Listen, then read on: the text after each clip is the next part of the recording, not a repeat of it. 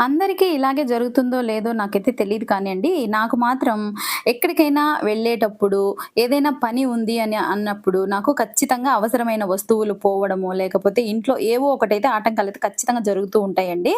ఇప్పుడు కూడా అలాగే జరిగింది. ఏంటంటే నేను ఇంకా మార్నింగే ఎలక్షన్ డ్యూటీకైతే వెళ్ళాలి. కానీ రైస్ కుక్కర్ అనేది ఇంట్లో చెడిపోయిందండి. రైస్ కుక్కర్ ఉంటే మామూలుగా రైస్ కడిగి పెట్టి వెళ్ళిపోయినా కూడా వాళ్ళు స్విచ్ వేసేసుకొని అన్నం అయితుంది. పిల్లలు అందరూ కూడా తినేస్తారు. ఇది లేదనుకోండి బౌల్స్‌లో చేసుకోవడం వాళ్ళకి చేత కాక మళ్ళా హోటల్ మీద ఆధారపడాల్సి వస్తుందండి. అలాగనేసి ఇంక అప్పటికప్పుడు వెళ్ళి ఈ రైస్ కుక్కర్ అయితే తీసుకొనొచ్చానండి. పానాసోనిక్ మా ఊర్లో ఉండే రాజమాత స్టీల్ హౌస్‌కైతే వెళ్ళి ఇది తీసుకొనొచ్చాను. 4500 అయితే పడిందండి దీని కాస్ట్. తీసుకొచ్చాను. జస్ట్ మీకిది చూపించాలని చెప్పి చూపిస్తున్నాను. అంతే కాదండి దాంతో పాటు ఇంకా చిన్న చిన్న వస్తువులైతే తీసుకొని వచ్చాననమాట. అంటే ఒకదాని కోసం వెళ్లి మనం చాలా చాలా తీసుకొచ్చుకోవడం అనేది అలవాటే కదండీ! మీరు కూడా ఇలాగేనా? అయితే కామెంట్ చేయండి.